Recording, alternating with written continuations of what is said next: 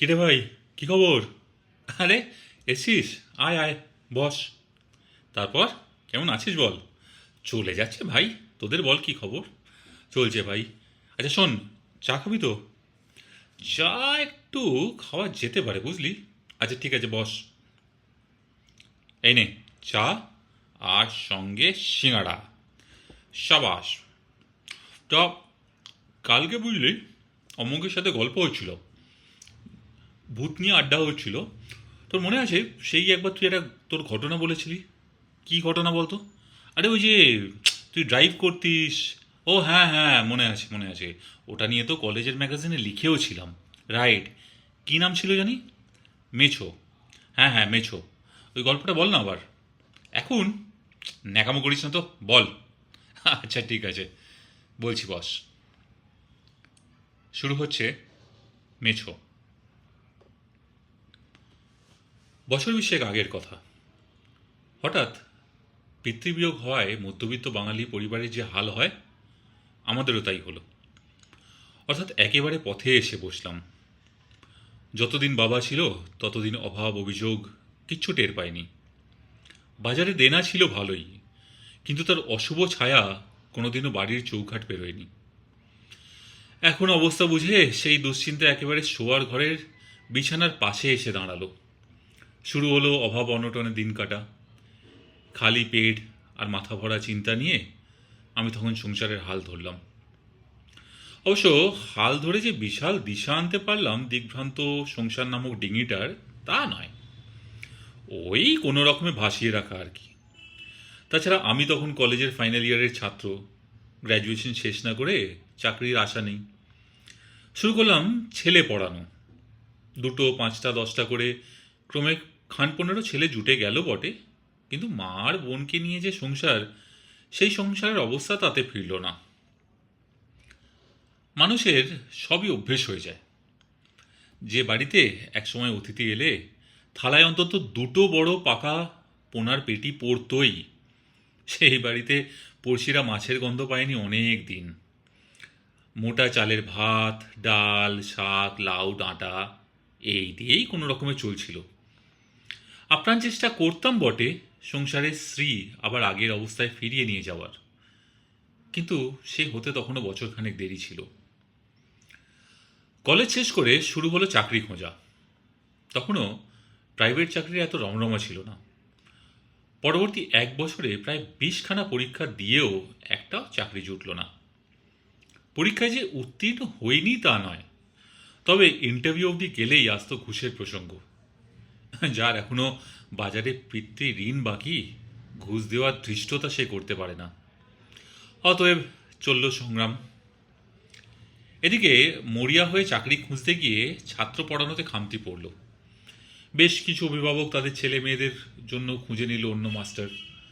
ছাত্র সংখ্যা কমে দাঁড়ালো 8 জনে। সংসারের অবস্থা হলো আরও শোচনীয়।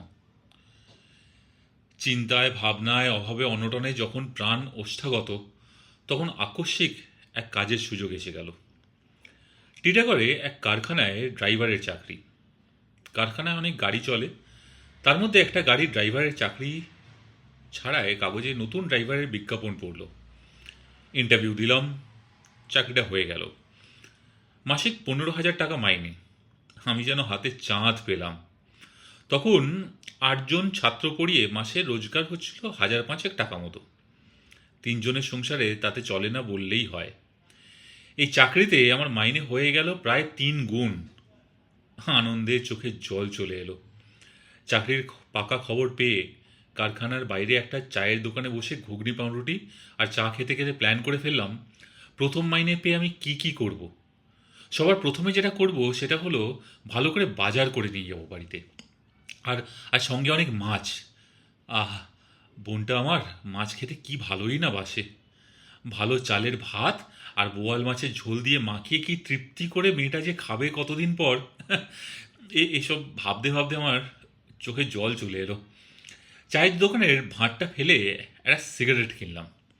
অনেক দিন হলো সিগারেট ছেড়ে বিড়ি খাই। আজ নিজেকে এই শৌখিনতাটা দিতে খুব মন চাইল।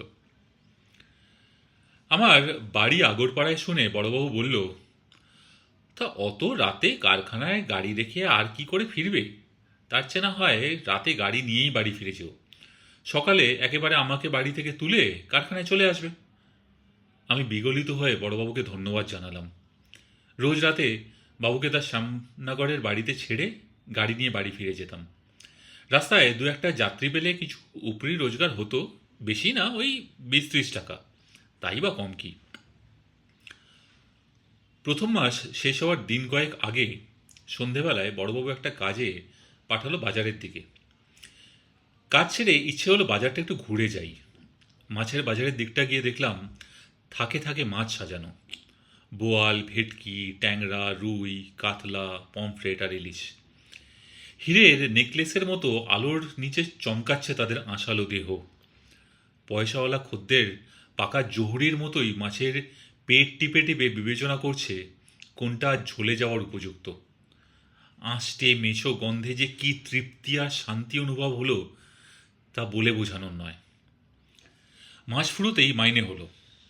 বড়বাবুর অনুমতি নিয়ে এক ফাঁকে বাজারে গিয়ে অনেক বাজার করে ফেললাম, আর পছন্দ মতো মাছ কিনে নিলাম। কাতলা, চিংড়ি আর পমফ্রেট। প্রায় 1350 টাকার মাছ কিনলাম। আমি জানতাম এই বিলাসিতা হয়তো আর এই মাসে করতে পারবো না, তবে তাতে কি, একদিন মানুষের মতো বাঁচি, বাকি দিনগুলো তো জানোয়ারের মতো থাকতেই হবে। মাছ কিনে এনে আমি কারখানার গেটে দারোয়ানের ঘরে রেখে দিলাম। গাড়িতে রাখলে আঁশটে গন্ধ বেরোবে, বড়বাবু রাগ করবেন। বাবুকে রাতে বাড়ি ছেড়ে এই পথ দিয়েই ফেরার সময় দারোয়ানের কাছ থেকে মাছের আর বাজারের ব্যাগ দুটো নিয়ে নেব, এই ছিল মতলব। কিন্তু সেদিন বড়বাবুর কাজে কি একটা গোলমাল হয়েছিল। রাত 8:30টায় না বেরিয়ে বাবু বেরোলেন 10:15টার সময়। আমার প্রাণ তখন আকুপাকু করছে কখন বাড়ি গিয়ে বাজারের ব্যাগটা রান্নাঘরে নামিয়ে রাখবো, আর মা আর বোনের মুখে আনন্দ, বিস্ময়, আবেগে চমক দেখে আমার মনের যে তৃপ্তি সেটা মেটাবো। কিন্তু নতুন চাকরি, তার উপর এত সুযোগ সুবিধে। আমিও রাত 10:15 অবধি অপেক্ষা করলাম। 11:45টার সময় বাবুকে তার শ্যামনগরের বাড়ি নামিয়ে দিয়ে আমি দ্রুত গতিতে এসে পৌঁছলাম কারখানায়। দারোয়ানের কাছ থেকে বাজারের ব্যাগ দুটো নিয়ে গাড়ির পেছনের সিটে রেখে আমি ড্রাইভারের সিটে বসে দড়াম করে দরজা বন্ধ করে গাড়ি ছুটিয়ে দিলাম বাড়ির দিকে। তখন রাত প্রায় 11:25। কিন্তু বিধিবাম সোদপুর পৌঁছে একটু এগিয়ে দেখলাম রাস্তায় একটা পাহাড় প্রমাণ ট্রাক উল্টে গেছে, রাস্তা বন্ধ। পাশের রাস্তাটা দিয়ে এদিকের গাড়ি যাচ্ছে বটে, তবে সেখানে অনেক গাড়ি, বিশেষত ট্রাক, এর মধ্যেই জমে উঠেছে। গাড়ি এগোচ্ছে ধীর গতিতে। রাগে আর উত্তেজনায় আমি গাড়ি পেছন দিকে ঘুরিয়ে পানিহাটি হয়ে উঠলাম কল্যাণী হাইওয়েতে। শুনশান অন্ধকার খালি রাস্তা পেয়ে আমি গাড়ির গতি বাড়ালাম। ঘড়ির কাঁটা আর 10 মিনিটে 12টা ছোঁবে। হঠাৎ শুনলাম পেছনের সিটে একটা শব্দ। শব্দটাকে অতটা আমল দিলাম না। ভাবলাম গাড়ির নড়াচড়ায় একটা ব্যাগ আরেকটার ওপর পড়েছে। গাড়ির ইঞ্জিনের নেশাতোর গমগমে আওয়াজ, সঙ্গে জানলা দিয়ে চিরে যাওয়া হাওয়ার তেজ, যেন লম্বা থানে কেউ একটানা কাঁচি চালাচ্ছে। ভ্রুকুটি করে তীক্ষ্ণ দৃষ্টি রাখলাম সামনের টেরাবেঁকা অন্ধকার রাস্তার দিকে। মাঝে মধ্যে এক একটা ল্যাম্পপোস্ট শোঁ করে পেছনে সরে যাচ্ছে। হঠাৎ গাড়ির ভেতরে আঁশটে গন্ধটা খুব বেড়ে গেল। পেছনের সিটে মাছের ব্যাগটা রাখা থেকে একটা আঁশটে গন্ধ ছিল বটে, কিন্তু এখন যেন সেটা হঠাৎ বন্ধ কফিনের ভেতর থেকে উন্মুক্ত হয়ে মদের গন্ধের মতো চারিদিকে ছড়িয়ে পড়ল। গাটা কেমন গুলিয়ে উঠল। কিছুক্ষণ পরেই আবার পেছনের সিটে সেই খচমচ আওয়াজটা পেলাম, যেন খুব সন্তর্পণে কেউ গিট বাঁধা মাছের প্যাকেটটা খোলার চেষ্টা করছে। আমি রিয়ার ভিউ মিররে একবার পেছনের দিকটা দেখলাম।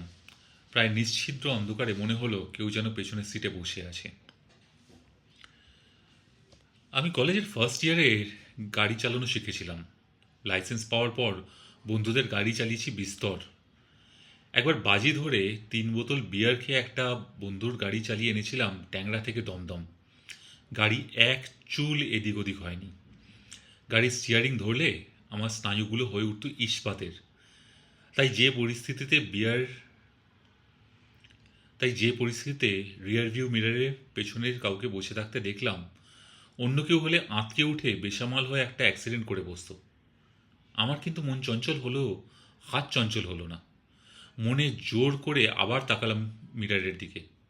হ্যাঁ, এখনও কেউ একটা বসে আছে। ভুল হওয়ার কথা নয়। আমি গাড়িটার গতি কমিয়ে রাস্তার একদিকে দাঁড় করালাম। এবার আয়না নয়, ঘাড় ঘুরিয়ে তাকালাম পেছনে। তাকিয়ে একটা নিশ্চিন্ত হাসি হাসলাম। বড়বাবুর কোটটা রাখা সিটের ওপর। তাড়াহুড়োয় নামতে গিয়ে নিতে ভুলে গেছেন নিশ্চয়ই। হঠাৎ আয়নায় দেখলে মনে হতেই পারে কেউ যেন চুপটি করে বসে। গাড়ি স্টার্ট দিয়ে আরও মিনিট 10-এর মধ্যে বাড়ি ফিরলাম। তখন প্রায় 12:15 বাজে। পৌঁছে দেখি মা আর বোন না খেয়ে বসে আছে। আমি বাজারের থলিগুলো মায়ের হাতে দিয়ে বললাম, মাছ আর বাজার আছে, রেখে দাও। মাছের নাম শুনেই বোন ছুটে এলো। কী মাছ এনেছিস দাদা? আমি হেসে উঠলাম। সমস্ত উত্তেজনা ধুয়ে দিয়ে গেল এক প্রশান্ত শান্তির জোয়ার। যা না, গিয়ে দেখ, বললাম আমি। বোন ছুটে গেল রান্নাঘরে। মা খাবার বাড়তে বাড়তে তাকে বকে উঠল, আরে খেয়ে যা, পরে দেখিস। আমি মাকে বাধা দিয়ে বললাম, আহা, দেখুক, কতদিন মেয়েটা ভালো করে মাছ খায়নি। তুমি কিন্তু জমিয়ে রেখো না, কালই ওর জন্য। আমার কথা শেষ হলো না, তার আগেই বোন ডেকে উঠল রান্নাঘর থেকে। এ দাদা, এসব কি রে? তার গলায় কেমন একটা অস্বস্তির আভাস। আমি রান্নাঘরে গেলাম, পেছনে মা। কি হয়েছে? আমি জিজ্ঞেস করলাম। এই দেখ না, বলে বোন আমার পাশ দিয়ে ওক তুলতে তুলতে চলে গেল। সামনে মেঝেতে ছড়ানো মাছের ব্যাগটা, তার থেকে বার করা একটা বড় কালো প্যাকেট। প্যাকেটের মুখটা খোলা। আমি সে খোলা মুখের সামনে ঝুঁকে পড়ে দেখলাম। আর যা দেখলাম তাতে আমার বিস্ময়ের সীমা রইল না। আমি প্যাকেটটা ধরে উল্টে সমস্ত মাছ মাটিতে ঢেলে নিলাম।